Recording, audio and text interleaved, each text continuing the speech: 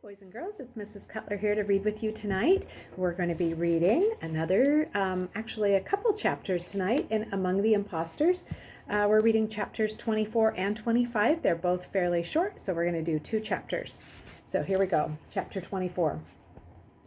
Jason was as good as his word. The next morning at breakfast, he handed Luke a computer printout that said at the top, "Class schedule for Lee Grant." It had times, room numbers, teachers' names. "Where'd you get this?" Luke asked. "You think your only computer hacker friend is dead?" "Ha!" Jason asked. He meant Jen.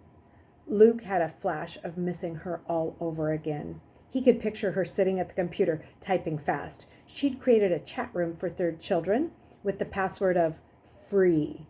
She'd connected hundreds of third children, so they weren't just sitting in their little rooms all alone.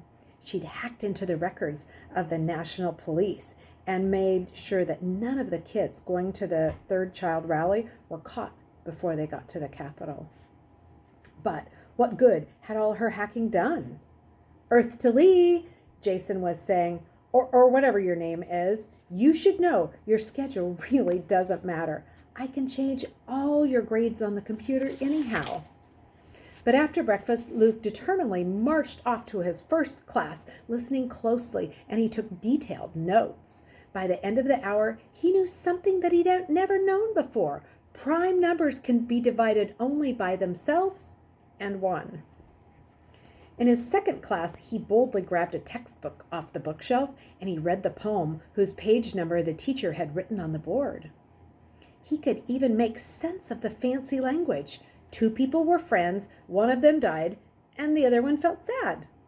Luke figured he had an unfair advantage understanding that. In science and technology class, the teacher was talking about gasoline motors. Luke could just picture one, all grease-covered in Father's tractor, and now he knew how they worked. By lunchtime, Luke was ready to brag to Jason, I'm learning something now." He was even confident enough to tease, "Maybe I won't need your help with those grades." "Ha! You're going to learn a whole term's worth in just a week?" Jackal Boy mocked. "Right!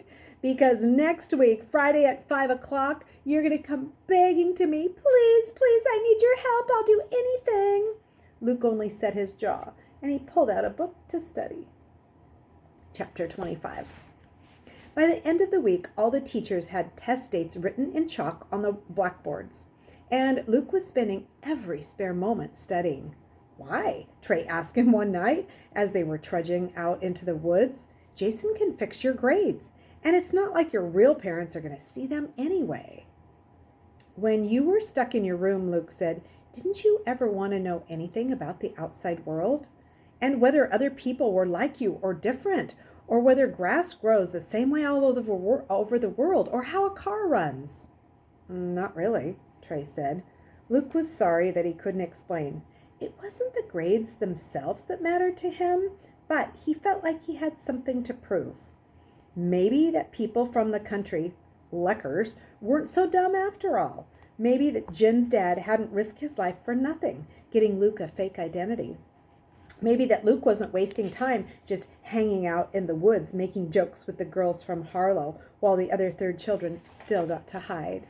He was surprised that with each day that passed, his classes made more sense to him. The teachers weren't really that bad, just distant. The history teacher, Mr. Dirk, could tell fascinating stories about kings and knights and battles, and they were all true. The literature teacher could recite whole poems from memory.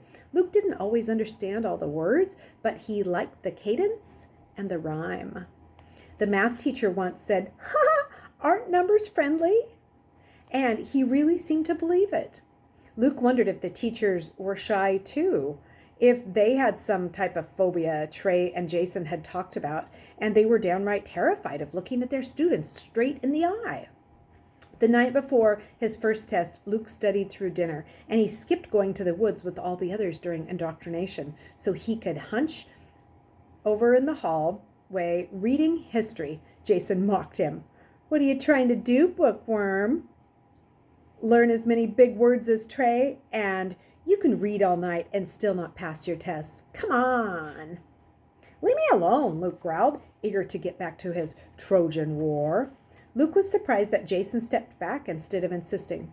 "Fine," he said. "Waste your time. See if I care." The words sounded like the swaggering boy Luke was used to, but in tone it seemed to say something else. So did the set of his shoulders as he walked away. He sounded wary, on edge. Could Jason possibly be scared of Luke? Luke was nobody. Jason was in charge. Luke decided he was imagining things, and he just went back to his book.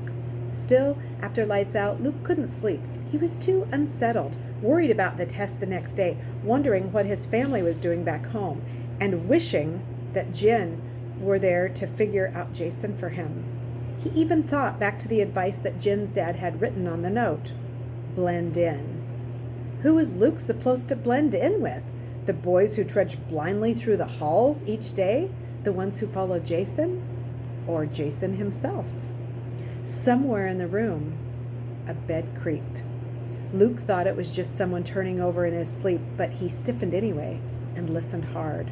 There was a pat-pat that could have been footsteps or could have been Luke's imagination.